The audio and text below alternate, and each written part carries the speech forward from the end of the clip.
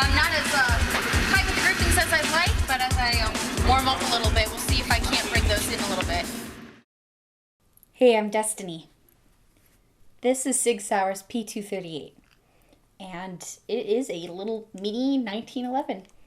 When I first saw this, actually I think I was in Gander Mountain, and I had this big girly gush of, oh, it's so cute, and you know, because look how tiny it is.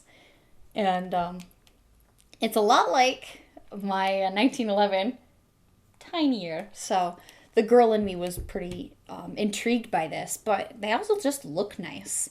This particular model is the rosewood model, so it has a Nitron finish on the steel slide, and then the aluminum frame is black hard anodized. And then the grips are diamond checkered rosewood hoe grips. But the thing with the P238s is SIG makes them in a whole bunch of different styles. Like I saw one, they call it the P238 Lady. The frame, instead of being black, it's all red. And there's another one, I actually think my dad really liked it. It's similar to this, but it has diamond plating on it, like almost like that industrial kind of feel. And there's another that's bi-tone. There's one that's like a desert tone. There are like a dozen different ones. So you have plenty of options if style is a concern, which I guess for me anyway, being a chick, it's something I think about. I mean, it's not my, end all be all, but I appreciate it. And what's more important for me in concealed carry being a female is that this thing is so small. Like dimensions wise, it's 5.5 inches long, 3.9 inches tall, and 1.1 inch wide. So it's got a lot smaller of a frame. It just has a smaller footprint than like what I normally carry, which a lot of you probably by now already know, is this full size. And this is 35 ounces, so it's a lot heavier. But yeah, I want to show you on my other camera here. Look at their dimensions. So this is the Kimber SIS Pro, and there's that SIG. I'm just going to set it on top of it. It's almost half the size. And I said this is 35 ounces. This is only 15.2 ounces, so it's considerably more lightweight and like conceal friendly.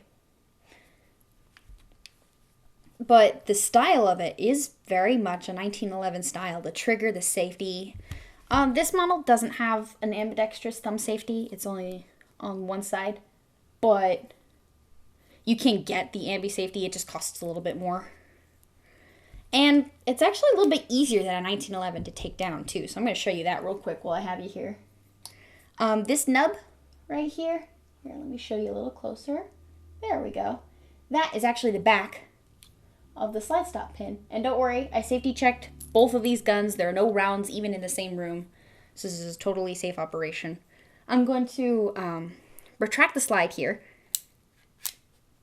Oh, first I have to eject the mag, sorry. Okay, and retract the slide. And this little notch lines up with the slide stop pin. So from the other side, I'm going to push up on that slide stop pin from back here. From back here. And then I'm going to pull out the slide stop pin. From there, you just push the slide forward off the frame.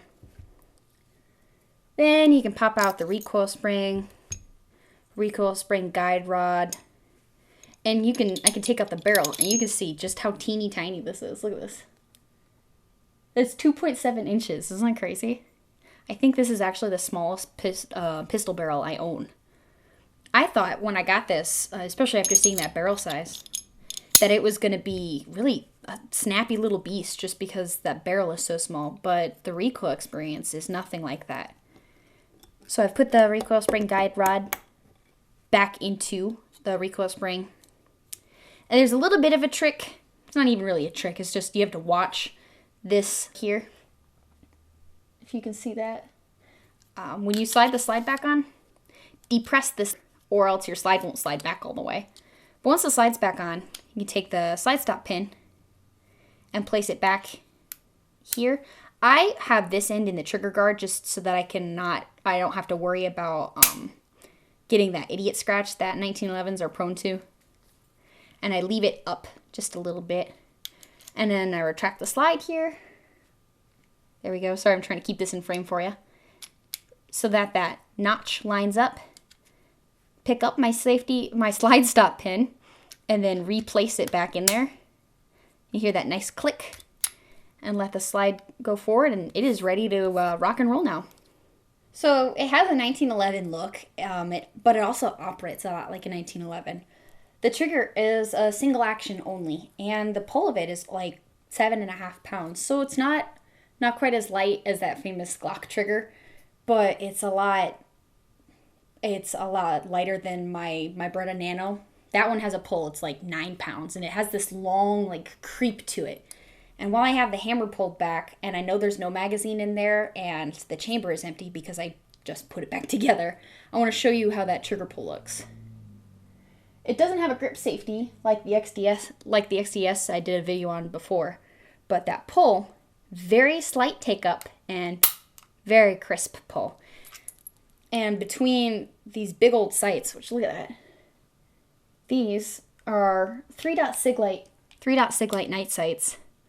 And then this are my Kimber Sights. They're the same size, the 3 dots, which I thought was really cool, especially considering that the SIG is such a small pistol. And when you have like the Ruger LCP, the Ruger LCP has almost like no sights to it. And I know the idea behind a pocket 380 is that you're using it at very, very close self-defense distances, and you don't necessarily need sights on it. But it makes it a lot easier to aim when you have them. So when I take this to the range, I actually enjoy shooting it. Not just for self-defense practice, which this did catch my eye initially as a concealed carry pistol, because it's so tiny. But enjoying to shoot it never hurts, you know.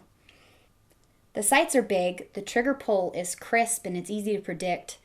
And then the grip, it's actually a little bit wider, and the pistol's a little bit heavier than some of those other pocket 380s out there, like the Ruger LCP or the Smith & Wesson Bodyguard 380 or the Kahr P380. All of those are a little bit lighter, a little bit more narrow, but I feel like with that extra width of grip that you get with the P238, there's more room for your hand to find good purchase. It is only a 2-finger grip.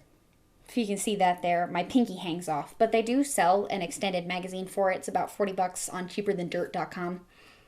So it's not like a crazy expense.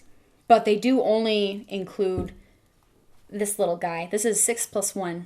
Or this magazine will hold 6. So the capacity of the gun is 6+1. And that's what you get out of the box, is just this guy. I think it'd be cool if there was another mag thrown in there. But I guess, you know, I don't really mind throwing out an extra $40 for another mag. And the bonus of getting that extended mag, you get 1 extra round and you get pinky rest. So that's nice for those of you who that's important for. Another thing about this is expensive. This particular guy, it retails for like $700. So like SIG pistols, they're a little bit pricier than some. But you also have to consider that it's not a polymer frame. So it's not going to be in the same price range as a polymer frame.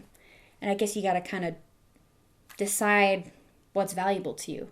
For me, I like that it has the thumb safety on it, like my 1911. So when I train from carrying my full-size pistol, training for carrying this tiny like summer carry pistol, it's really similar because I already have in my head, I have to flick off that thumb safety first.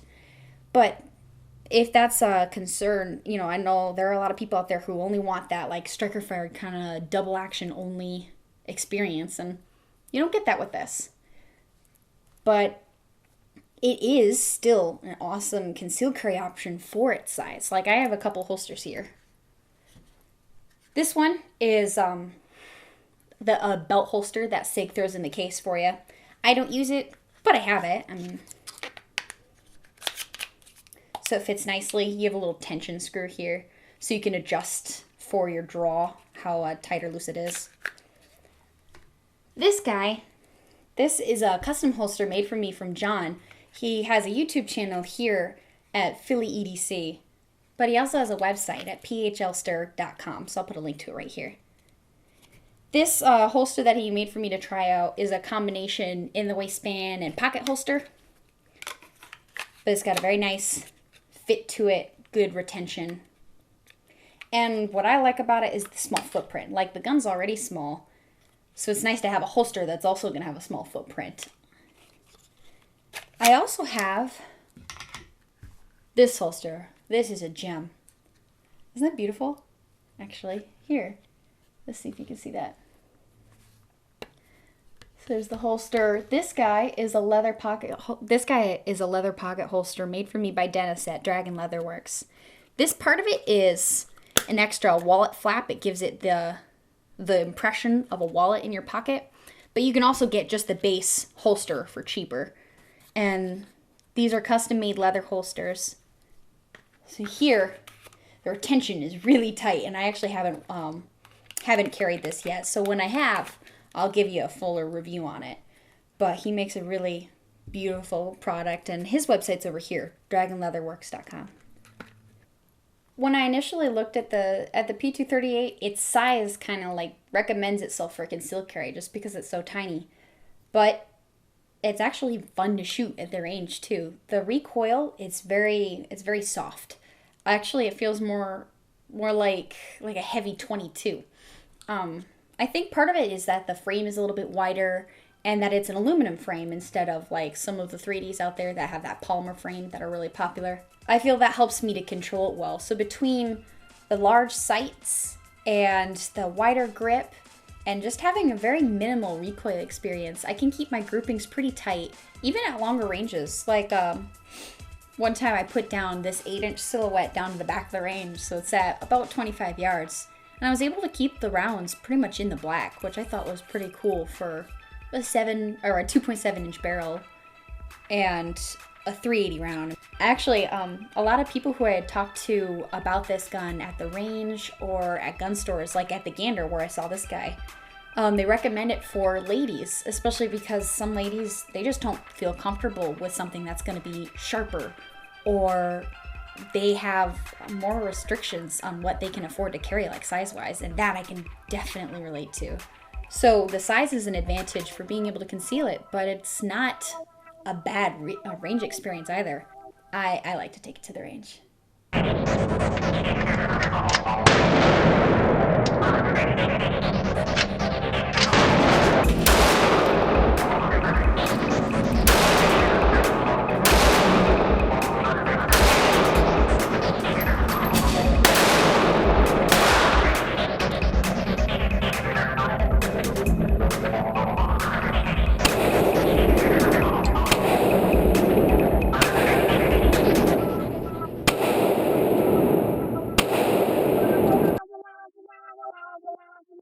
When I picked this up, I was looking at it for concealed carry.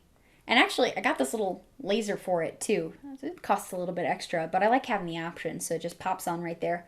I don't have it on right now because I found I don't really use it a lot, but it is something to consider. It's got a lot of different style options, but because it's been out for a while, there are a lot of options for holsters and a couple of options for extra stuff. I mean, it's a small frame, so you're not going to be able to stick on some kind of like tactical flashlight or anything. But for what it's geared for, you know, for the CCW purpose, if you like a 1911 feel, you're going to like the P238.